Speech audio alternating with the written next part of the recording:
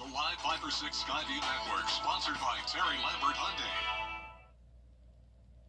This day started out very foggy, but now we're tracking some rain. Still some fog possible again tonight, but the main story will be the big drop in temperatures that'll happen behind this cold front.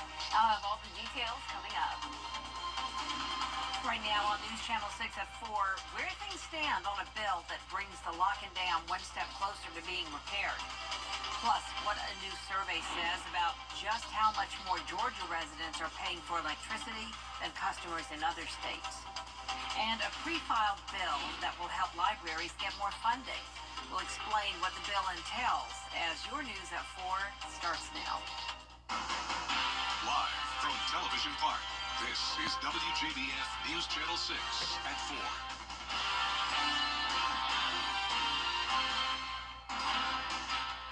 Good afternoon, everyone. I'm Jenny Montgomery. Thank you so much for joining us. Coverage you can count on begins in Richmond County, where the sheriff's office and coroner are investigating a deadly dog attack. It happened today on Ira Road in Augusta. The victim is identified as 21-year-old Samara Rogers. Investigators say she was attacked by at least one dog while walking down the street. Rogers died at the scene. The man accused of murdering an Army sergeant on post at Fort Eisenhower will remain in federal custody.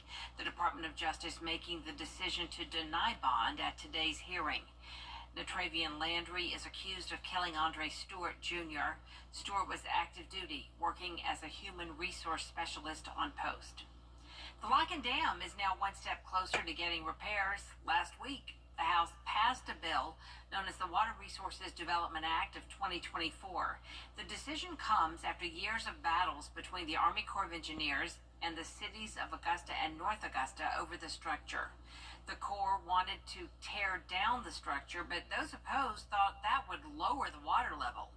The bill calls for a full repair of the lock and dam, a provision that would create a fish passage and requires the pool to be maintained at 114.5 feet. That's the average pool level, but the requirement is causing concerns for the Savannah Riverkeeper. Columbia alone has had 3 500-year floods in just the last couple of years, right? So now we know we have an infrastructure where we're flooding with more water over the next couple of years. We've now set an arbitrary level at this dam that is going to lessen our ability to control from floods. The measure still has to pass the Senate before going to the president's desk. They're expected to vote on the bill before Christmas next week. Tonight, Augusta city leaders will give another public update and hear from residents regarding Hurricane Helene recovery efforts. At a meeting last night, officials announced the city's on track to meet the FEMA deadline for 100% reimbursement. The amount of debris cleared so far would fill the White House 80 times. We still have millions of cubic yards to pick up. This is just debris that's in the right-of-way. We're finally getting our sea legs under us and our ability to collect this debris. There's still some areas that haven't received their first pass, but within the next week or so, we hope to have that accomplished. Tonight's community meeting is at 6 o'clock in the Beasley Room at the Municipal Building.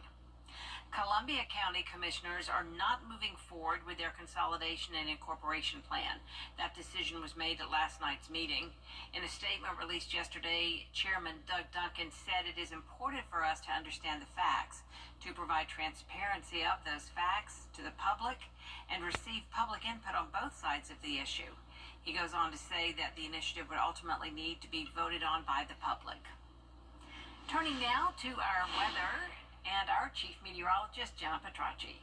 Well, Warm Jenny, today. it was foggy and very warm today for sure, but we do have a cold front approaching us, and that's why we're now starting to see some pop-up showers.